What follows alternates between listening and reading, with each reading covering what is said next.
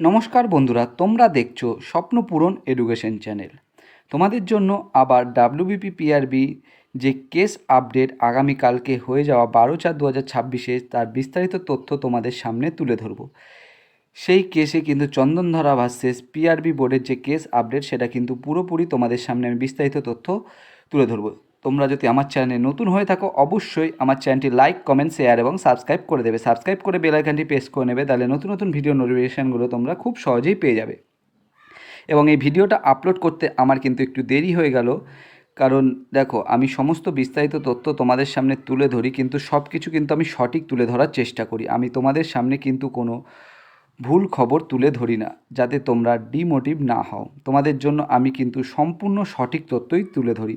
তোমাদের দুই পক্ষের আইনজীবীরা কী বলল এবং তোমাদের এই কেসের যে আপডেটটা রয়েছে সেটা সমস্ত বিস্তারিত তথ্য কিন্তু আমি তোমাদের সামনে তুলে ধরছি। তোমরা সবাই কিন্তু মনোযোগ সহকারে ভিডিওটা দেখবে এবং নতুন হয়ে থাকলে আমার চ্যানেলটি লাইক এবং সাবস্ক্রাইব করে দেবে। তোমাদের যে ডাব্লিউবিপি কনস্টেবল নিয়োগ 2024 যে নিয়োগটা ছিল তাতে কিন্তু তারা কেস করেছে।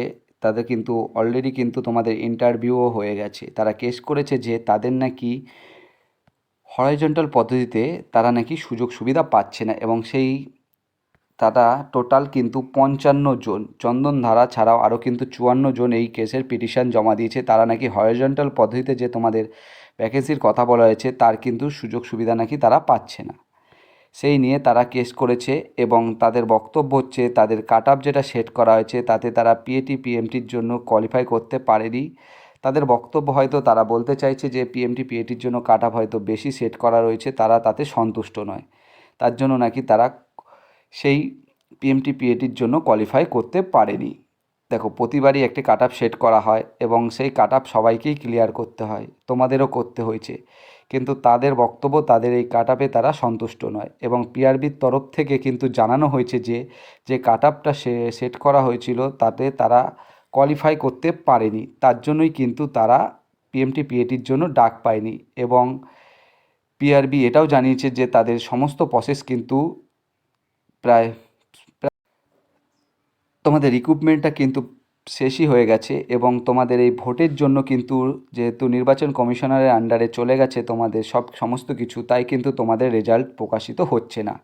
এটাই বোর্ডের তরফ থেকে জানানো হয়েছে। এবং বোর্ড এটাও জানিয়েছে যে তারা যে কাট অফ সেট করেছে তাতে তারা কিন্তু কোয়ালিফাই করতে পারেনি, এবং তার আগামী কিন্তু পিটিশন কোর্টকে কিন্তু পিআরবি বোর্ডকে কিন্তু 17 তারিখে, এই মাসের যে 17 তারিখে কিন্তু তোমাদের একটি পিটিশন একটি পিটিশন বোর্ডের তরফ থেকে কিন্তু হাইকোর্টের তরফ থেকে কিন্তু বোর্ডকে জমা দেওয়ার কথা বলা রয়েছে। এবং এই কেসের আগামী শুনানি কিন্তু রয়েছে তোমাদের 24 তারিখ। 24 তারিখ কিন্তু এই কেসের শুনানি রয়েছে। কোর্ট কিন্তু বিবেচনা করে দেখবে 24 তারিখ।